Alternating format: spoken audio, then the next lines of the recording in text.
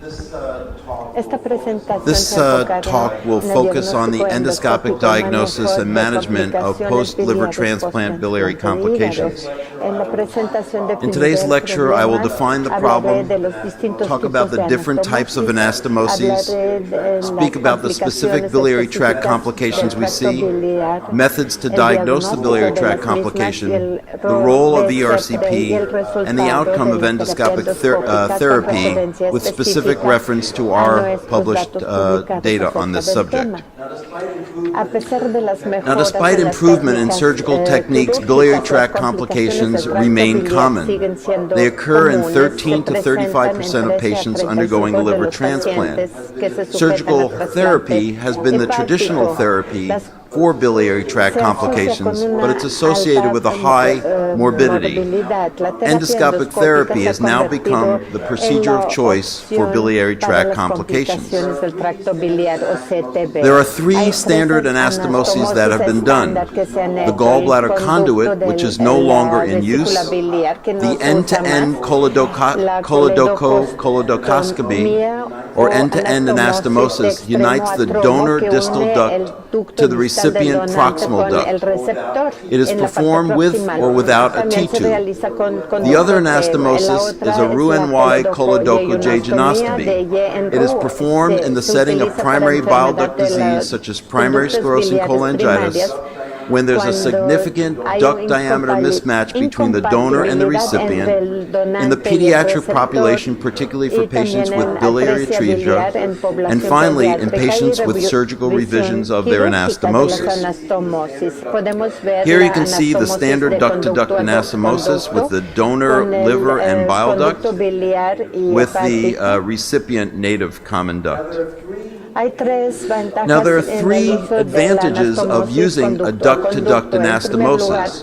Firstly, for physiologic reasons, it preserves the sphincter voti, and therefore there's less frequent bacterial colonization of the bile duct. Secondly, from a technical standpoint, there's shorter operative time, and there's fewer surgical anastomoses to be made. And finally, for personal reasons, it preserves the standard ERCP access to the biliary tree. Now, this is a compilation of 6 series reported over 10 years comparing biliary tract complications that occur with a duct-to-duct anastomosis or in Roux-en-Y anastomosis. Overall, the complication rate was similar, with more fistulas and less strictures in the duct-to-duct group. Living donor transplants have a much higher biliary transplant complication rate in the range of 30 to 40%. Now, T-tubes were commonly done in the early years to allow visualization of the biliary tree and hopefully to prevent late biliary strictures. However, multiple meta-analyses have shown that T-tubes are associated with an increased incidence of peritonitis and increased incidence of cholangitis. Thus, while it decreased the rate of biliary strictures, there was no decrease in the number of interventions required, and therefore T-tubes are not used as a routine. Now, the biliary tract complications that we see after liver transplant include strictures that occur at the anastomosis or non-anastomotic site, fistulas at the T-tube tract, anastomosis or other sites, stone disease, routine stones that we see in normal patients or those with the bile cast syndrome, sphincter voti dysfunction, hemophilia, miscellaneous complications, and combinations of these biliary tract complications. Let's look at some of these complications. Here's a patient with an anastomotic stricture. This is a patient with a non-anastomotic ischemic stricture with multifocal strictures of the right hepatic duct, the hilum, and the left intrahepatic ducts. Here's another patient with the bile cast syndrome. A bile cast is located in the recipient duct. After removal, you can see a normal recipient duct. And here's what these bile casts look like. Here's another patient with a bile cast located in the donor system, engaging or invading into the intrahepatic ducts. And when we remove this bile cast, you can see the tributaries as a result of the cast formation in the intrahepatic biliary tree. This is a patient with an anastomotic leak, another patient with a T-tube tract leak. Here's a patient with not a considered complication, but you can imagine that this patient would have trouble with bile flow. This is the donor bile duct going into a normal or dilated recipient duct. This patient presented with liver test abnormalities. Hemophilia, you can see blood in the donor system. Here's another patient with a double complication, a stricture at the anastomosis and a stone. Now we can divide biliary tract complications into early complications that occur within 30 days of the surgery and late complications, those that occur after 30 days. Early complications include anastomotic leaks, extrinsic obstructions, hemophilia, anastomotic edema that leads to strictures. Late complications include anastomotic and non-anastomotic strictures, stones, T-tube tract leaks, hemophilia, and sphincter voti dysfunction. Now, the clinical presentation most commonly for patients presenting with a biliary tract complication are that they're asymptomatic and liver test abnormalities are found incidentally. They can also present with jaundice, abdominal pain, and cholangitis. Now, to make a diagnosis of biliary tract complication, we use non-invasive and invasive measures. Non-invasive measures include our clinical suspicion, the results of liver test, abdominal ultrasound with Doppler, CT scan, MRI and MRCP, HIDA scan, and a T-tube cholangiogram when a T-tube is in position. Invasive measures include liver biopsy to rule out rejection, percutaneous cholangiography or ERCP, and surgery. It's become clear that MRCP is the optimal non-invasive imaging technique to detect post-transplant complications. It's been shown to be 90 to 95% sensitive and specific for detecting biliary strictures. Biliomas can be easily imaged. MRCP can identify stones, and it also provides a roadmap for your ERCP planning. The only downside of MRCP is that it lacks therapeutic potential. Here you can see an MRCP in a deceased donor liver transplant demonstrating a high-grade anastomotic stricture. Here's another patient with a living donor-related transplant stricture at the anastomosis, and you can see the ERCP showing similar findings. Here you can see an MRCP showing a high-grade anastomotic stricture with marked dilation of the donor system. Now, a reasonable algorithm in patients with suspected biliary complications follows. So you suspect clinically that the patient has a biliary complication. You then perform a Doppler ultrasound. If there's a suggestion of hepatic artery thrombosis, angiography is usually recommended. If there's suggestion of a biliary obstruction or bile leak, you perform cholangiography to confirm.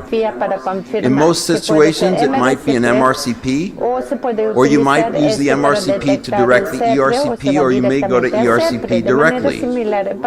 Similarly, in patients with Roux-en-Y anastomoses, you may use the MRCP to direct the PTC, or you may go to PTC directly. Now, the treatment of biliary tract complications, we know that ERCP has become the procedure of choice today. There are other options to consider. PTC with percutaneous transhepatic biliary drainage is often performed for patients with Roux-en-Y anatomy, those with ERCP failures, and certainly if the patient has a bile leak with a biloma, percutaneous drainage should be done. Surgery should be reserved for patients with severe complications and those with refractory conditions not resolving with percutaneous or endoscopic methods. We're going to focus our attention for the rest of the lecture on ERCP. Now, to be successful in treating these complications, the ERCP doctor must be an expert expert in therapeutic ERCP. They have to have a clear understanding of the types of surgical anastomosis. Particularly difficult are those with living-related donor transplantation. You must know the normal and variant anatomies of the liver, segments, and the sectoral ducts. And finally, it's very critical that the endoscopist reviews the operative report and cross-sectional abdominal imaging to plan the ERCP strategy. Let's look at the complications individually. Bile leak occur at the anastomosis for technical or ischemic reasons. They occur at non-anastomotic sites, most commonly because of hepatic artery thrombosis. They can occur from the T-tube tract if there's a distal obstruction, such as a stone. And finally, the cut surface is unique to living-related donors or split liver transplants. The endoscopic management of bile leaks in the setting of liver transplant is virtually the same as the non-transplant setting. The caveat is that for large anastomotic leaks or dehiscence of the anastomosis, surgery should be considered as the principal therapy. Leaks from the T-tube tract may be treated with stents, nasobiliary tube, with or without biliary sphincterotomy. For patients with strictures at the anastomosis and non-anastomotic site, typically they're treated with stents. Remember, for those patients who have a biliary leak and a large biloma, percutaneous therapy is appropriate. Here you can see a patient with a nasobiliary tube treating a T-tube tract leak. Here you can see resolution of that leak at day 3.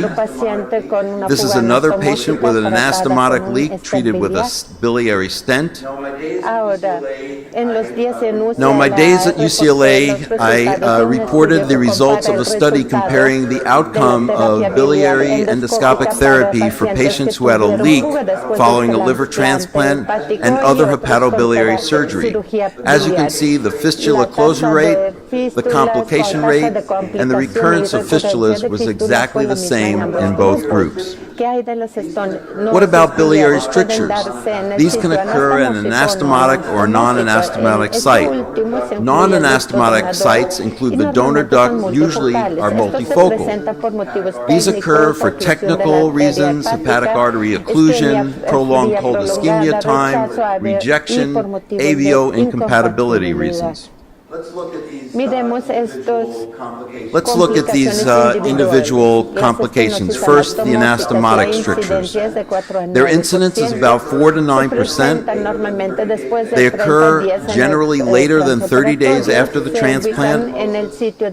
They are located at the anastomosis. Their etiology is due to localized fibrosis, either due to operative technique, postoperative leak, localized ischemia.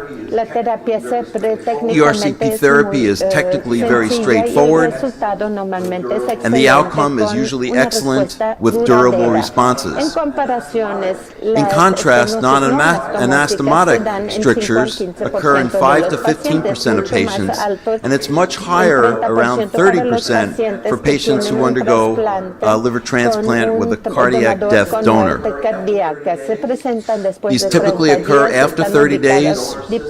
Their location is typically in the donor system, at least 5 millimeters upstream to the anastomosis, located usually at the hilum and involving the intrahepatic ducts. Their etiology is usually that they're ischemic in origin due to hepatic artery compromise. In contrast to anastomotic stricture therapy, these are much more complex to treat by ERCP. More ERCPs are required to treat them. Their outcome is less good, and they often are not durable. Now, when performing an ERCP in the setting of biliary stricture, it's critical to perform a detailed cholangiogram. You must define the stricture location and its anatomy. You need to define and identify associated stones and fistulas. You advance the guide wire upstream to the stricture. A biliary sphincterotomy in this setting is usually indicated, which allows repeated bile duct entry and placement of multiple stents when needed. If cholangitis is is present, we highly recommend you aspirate bile and limit your contrast injection. When strictures are present, we recommend highly that a balloon be used rather than a catheter unless the stricture is fresh or within 30 days of the duct-to-duct or duct-to-duct anastomosis. For extrahepatic strictures, including the anastomosis, the typical therapy was the 3-2-1 Amsterdam approach. In this approach, the stent was exchanged with further dilation every 3 months. 210 French stents were placed. Stents were removed at 1 year if the stricture resolved. The patients were then followed up clinically with periodic liver tests with or without abdominal imaging. Here you can see the technique. This is a patient with an anastomotic stricture undergoing dilation. 2 stents were placed with stricture resolution. Here's another patient with an anastomotic stricture, dilation, and 2 stents were placed. Here you can see, after a year of 2 stents placed every 3 months, that the stricture has resolved. Now, Guido Castamagna from Italy showed us that we can do better with an aggressive endoscopic approach. His recommendations for postoperative stricture was to place as many 10 French stents as you could fit through the stricture, change the stent every 3 months until the stricture resolved. In his series of 40 patients who underwent a mean of 4.1 ERCPs, and had 3.2 stents placed. Their duration of stenting was 12.1 months. After a follow-up following stent removal of 4 years, excellent results were seen in 98% of patients. Here you can see a representative of a patient with actually a postoperative cholecystectomy stricture, but the same applies for patients with post-transplant stricture. You can see the biliary stricture here. Balloon dilation is performed. Multiple stents are placed. Here you can see the endoscopic view of 5 stents being placed. At stent removal, you can show or see that the stricture has now resolved.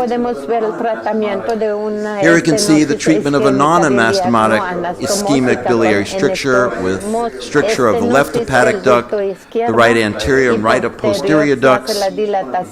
Dilation is performed of each one of these strictures, and then stents are placed into each segment of the liver. Now, this is a compilation of 11 series reported over 14 years on the outcome of endoscopic therapy for treatment of anastomotic strictures with multiple plastic stents. When summarizing the results of 597 patients, technical success was achieved in 98%. The mean number of ERCPs per patient was 4. The stricture resolved in 80% of these patients. During a follow-up period of approximately 3.5 years, 15% of these patients had recurrence of their stricture. Well, what are the areas of need to treat these postoperative strictures better? Their efficacy over the short term is 80 to 90%. Recurrence rates occur in about 10 to 20%. There is procedure-related and stent-related safety. Their cost, at least in the U.S., is extreme because of the high cost of ERCPs, and these patients generally undergo at least 4 ERCPs. And there's issue about the quality of life and patient preferences regarding endoscopic therapy. Well, the fully covered self-expandable metal stent was developed by 2 companies, Boston Scientific and Gore, making the Wallflex and Viable stents. Now, there are potential advantages of using the fully covered self-expandable metal stent in the setting of strictures. Their potential advantages include their superior patency, their maximal dilation during the first ERCP because they're 8 to 10 millimeters in diameter. They may reduce the required numbers of procedures, and most importantly, these fully covered self-expandable metal stents are removable. Their potential disadvantages are they are limited to strictures below the hilum. There's covered metal stent specific complications, such as when you oversize the duct for the size of the stent, and they are much higher cost than the standard plastic stent. Here you can see the technique. This is a patient with an anastomotic stricture. The fully covered metal stent The fully covered metal stent was placed. Here you can see the endoscopic view of the stent. At 4 months, you can see that the stent has totally deployed and has enlarged with air in the biliary tree. At stent removal, you can see resolution of the anastomotic biliary stricture. This is a compilation of 14 series looking at the efficacy of the fully covered self-expandable metal stent for benign biliary strictures in the post-transplant, post-cholecystectomy, and chronic pancreatitis and stone-related setting. In these series of 267 patients, stricture resolution was achieved in 82%. The stent was removed successfully in virtually all patients. The complication rate was 8%. This led to our randomized multicenter study, which we compared the fully covered self-expandable metal stent to plastic stents for the treatment of benign biliary strictures in the post-cholecystectomy, post-OLT, and in patients with chronic pancreatitis. When summarizing the results of 112 patients, the fully covered self-expandable metal stent was associated with a higher stricture resolution rate, a lower number of ERCP sessions required, and a shorter time to stricture resolution. Let's turn to bile duct stones. In the liver transplant setting, there appears to be an accelerated stone formation rate due to supersaturated bile. Some immunosuppressants increase the lithogenicity of bile. Recurrent biliary infection, mucosal inflammation, and epithelial shedding occur in the transplant setting, and certainly these patients who get strictures can have stasis of flow and bile duct stone formation. They also have the unique cast-like stone syndrome, which occurs in 2.5 to 18% of liver transplant. These are pigmented stone casts which often are associated with ischemia and strictures. They clearly increase the morbidity and mortality and associated with graft failure and the need for repeat liver transplant. Here you can see a bile cast in the donor system. And again, this is what they look like when you remove them, very distinct from the standard stones we see in the normal patient population. Now, the endoscopic management of stones is the same in the non-liver transplant population, but it's important to appreciate that the recurrence rate of stones in the liver transplant population is much higher in the ischemic disease patients. Now, sphincter of Oddi dysfunction is reported to occur in about up to 7% of patients. Although the recipient duct is denervated, manometry studies show that the sphincter of Oddi still functions normally. You should suspect in patients with dilated biliary tree, elevated liver tests, and no other cause for their obstruction. Again, sphincter of Oddi manometry can be performed, but is not mandatory in this setting. Now, the considerations of therapy include biliary stenting, but this won't ablate the sphincter and probably carries a significant risk of pancreatitis and is not done. The standard therapy for sphincter of Oddi dysfunction in the transplant and non-transplant setting is biliary sphincterotomy. I'd like to end my talk by talking about the results of our Indiana University experience with the endoscopic management of post-transplant complications. This was reported more than 15 years ago, but the same results apply. 121 of 367 patients with a duct-to-duct anastomosis underwent ERCP for suspected biliary tract complication. 325 procedures were performed. 226 were performed for acute problems, including cholestasis and or cholangitis. 99 were performed for reevaluation, including stent changes or removal. 90 patients, or 25%, had a biliary tract complication. Most commonly, this biliary tract complications were strictures, with or without stones or leak. Stones were very common, with or without strictures. Bile leak only occurred in 12 patients. Suspected SOD in 8 patients. Let's look at the results. 46 patients had stones. 29 had associated biliary strictures. 2 had a stricture with a leak. Stone clearance was achieved in 100%, 59% at 1 session, 24% at 2 sessions, and 17% at 3 sessions. As I said, in contrast to standard stone disease, recurrent stones occurred in up to 17% during a 6-month follow-up period. Bile duct leaks occurred in 22 patients. Their location was the T-tube tract, anastomosis, the donor cystic duct, or an intrahepatic duct site. Of the 22 patients with leak, 21 underwent endoscopic therapy, 1 underwent surgery. The endoscopic therapy is shown here in a variety of manners. The fistula closure rate was 21 of 21, or 100%, after 32 days in stented patients and after 7 days in patients who underwent nasobiliary tube drainage. Biliary strictures occurred in 55 patients. They were diagnosed at a mean of 8.3 months after liver transplant. Their location was most commonly at the anastomosis in 43 and in non-anastomotic sites in 12.